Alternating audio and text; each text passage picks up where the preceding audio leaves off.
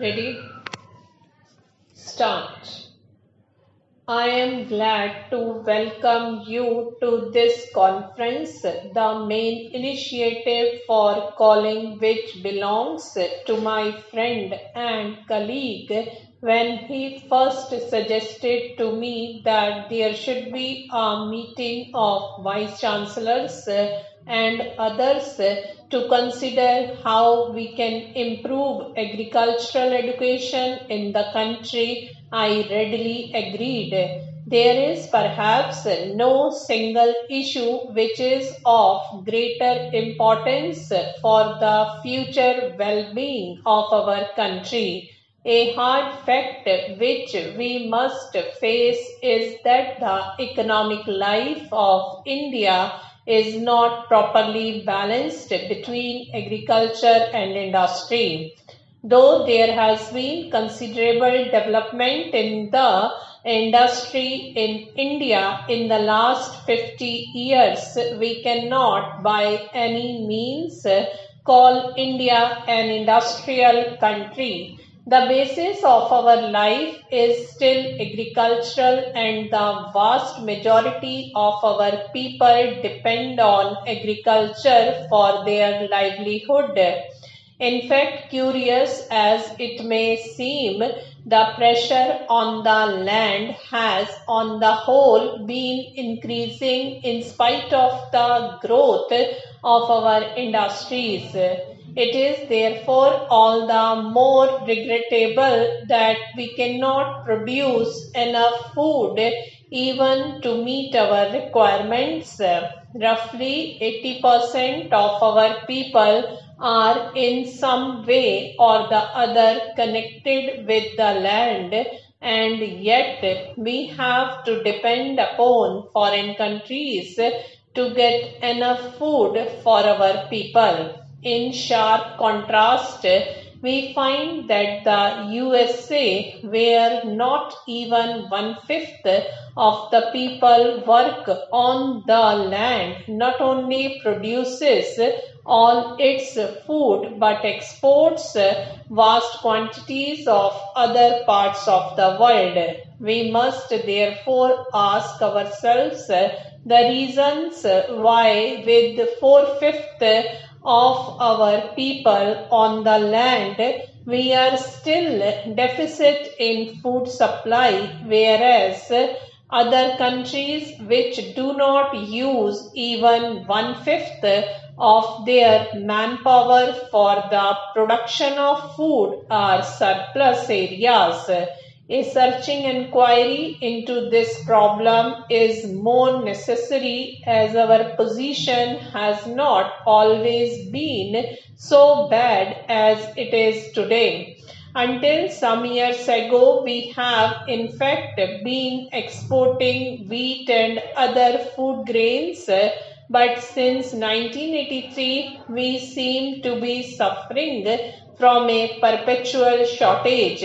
You all know about the efforts of the governments, both at the center and the states, to increase the production of food through the Grow More Food campaign. I think you will all agree that the results have not been commensurate with our efforts in this regard as such. We know that the average yield of our land is one of the poorest in the world, and this is so in spite of the fact that the quality of our soil is perhaps second to none. The only explanation is that our methods of agriculture are not fully effective. We must therefore think in terms of a change in our agricultural methods. This can be achieved only if our agricultural education is thoroughly recast. I think you will all agree that the present system of agricultural education in India is not satisfactory. It has not proved adequate even in normal times. During an emergency like the present, its shortcomings are only too apparent.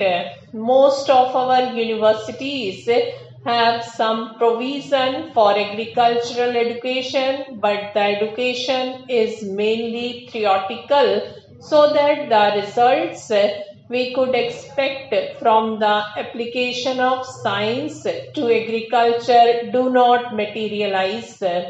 Our agricultural graduates are fit for almost everything except becoming agriculturists themselves.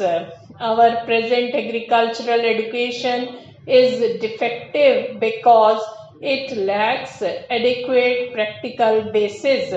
An even greater defect is that agricultural education is not an essential part of the general education of the country. Education is intended to develop the potential abilities of the individual in the context of the requirements of society.